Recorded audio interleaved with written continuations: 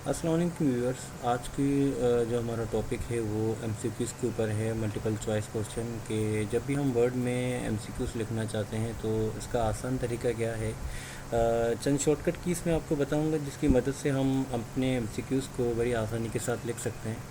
तो सबसे पहले मैं एक जो क्वेश्चन है वो यहाँ लिख दूँगा, चूज़ द करेक्ट आंसर। अब मैं यहाँ स्टार्ट लूँगा नंबरिंग में जाके, जो भी मैं नंबर लेना चाह रहा हूँ। अमूमन हम क्या करते हैं कि हम नंबर लिख देते हैं और अपने एमसीक्यूज़ को उस तरीके से स्टार्ट कर लेते हैं, बल्कि ये तरीका गलत है।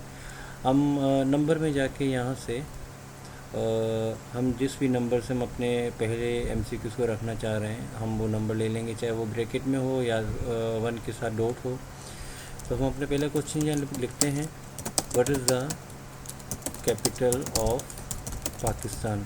तो हमने अपने पहले एमसीक्यूज़ लिख दिया और हम अपने एमसीक्यूज़ के ऑप्शंस भी लिखना चाह रहे हैं। तो एंटर करने के साथ ही हमें यहाँ पर नंबर 2 ऑटोमेटिक स्टार्ट हो गया। तो हम चाह रहे हैं कि यहाँ पर हम अपने ऑप्शंस को अलग तरीके से डिफ़ाइन करें, जैसे ABC या 1 2 3। तो हम सिंपली टैब के बटन को प्रेस करेंगे और हमारे एमसीक्यूज़ के ऑप्शंस के लिए इसने हमें एक ऑप्शन दे दिया। अगर आप चाहते हैं कि यहाँ पर एक ऑप्शन की जगह पर आपको रोमन में 1 2 3 नज़र आए तो ये भी लगा सकते हैं।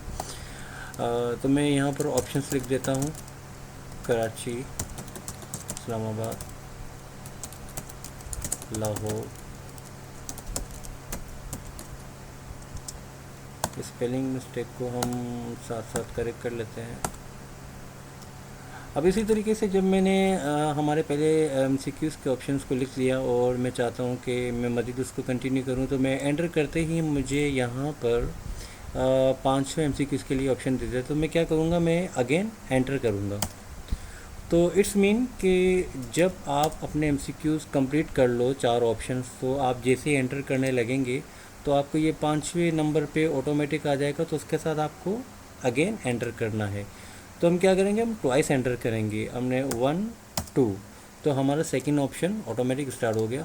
अब सेकंड एमसीक्यू हम लिखेंगे, who was the founder of Pakistan.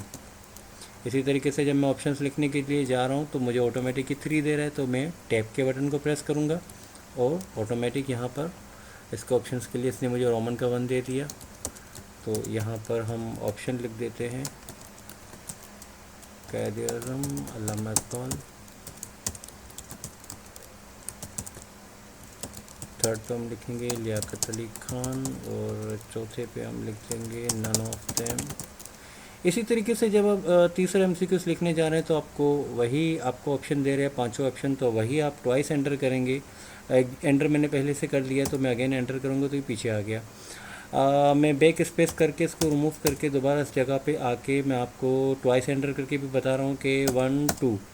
एक ये तरीका भी है। अगर आप इस तरह आराम से जाना चाह रहे हैं तो आप एंटर करके देन अगेन एंटर, तो आपके पास 3 ऑप्शन ऑटोमेटिक आ गया। अब मैं तीसरा एमसीक्यूज़ भी यहाँ पर लिख देता हूँ, on which day we celebrate Pakistan independent day. और मैं एंटर करता हूँ तो ये 4 एमसीक्यूज़ दे रहा है। तो मैं टैब का बटन प्रेस करूँगा तो ऑटोमेटिक 1 आ गया। अब मैं यहाँ पर ऑप्शंस लिखूँगा, अगस्त, 14 13 मार्च, 21 अप्रैल, 6 मई।